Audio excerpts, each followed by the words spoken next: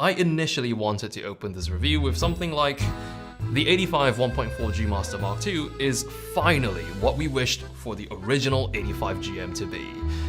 But that felt way too unfair for the original 85 GM. I mean, yes, for a few years now, just about every Sony shooter I've spoken to agreed that this was long overdue for an update.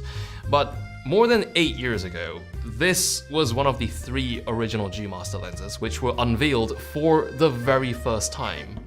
The other 2 G Master zooms already got their Mark II successors, so this most certainly is the most anticipated G Master Mark II refresh. Visually, it's quite a new look. It certainly looks like it's lost some weight. Model badge is in a different spot now. Iris ring's been flipped with markings facing the other way. We also have an additional iris lock along with an extra focus hold button on the very top.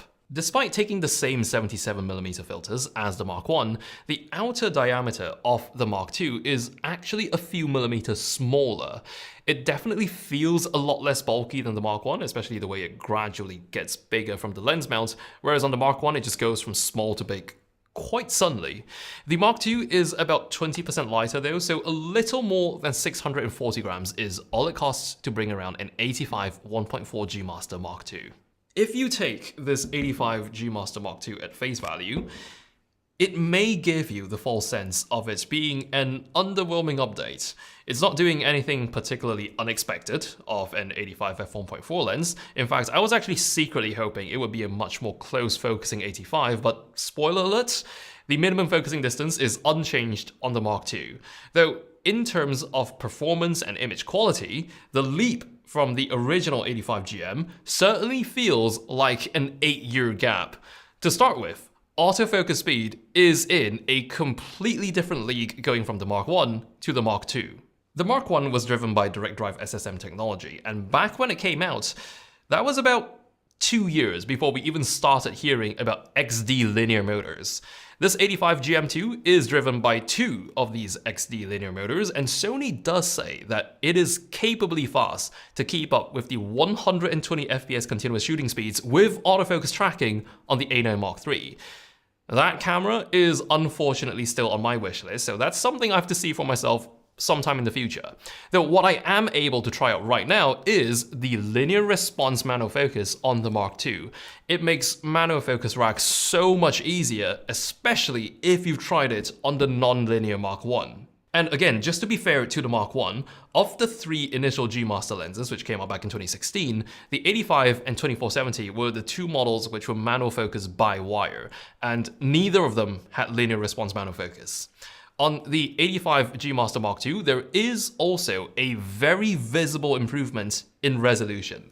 Wide open at f1.4, which is what I imagine this lens will be shot at quite often, fine details are straight up revealed by the version 2 optics. This comparison was made on the 33MP Alpha 7 Mark IV, and I imagine if you happen to be shooting on the 61MP 7R Mark V, for example, the difference would be even more pronounced.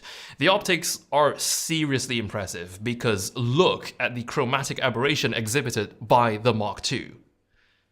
Exactly, what's chromatic aberration? I had to make sure it wasn't the profile correction doing all the work in camera, but sure enough, we're looking at uncorrected results. Also, the way it transitions from the in-focus areas to the out-of-focus areas, so much more graceful on the Mark II.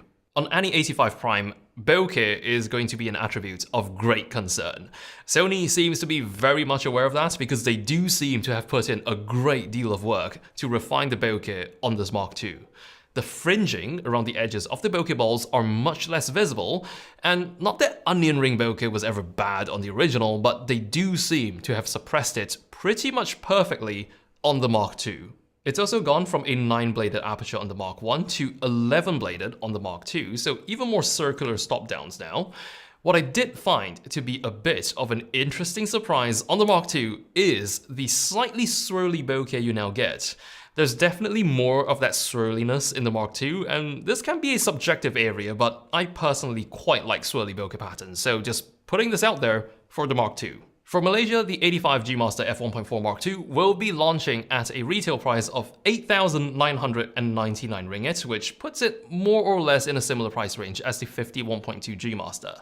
I do get the feeling that this is a purchase which many have been looking forward to making for a while, because at long last, the 85G Master we've all been asking for is finally here.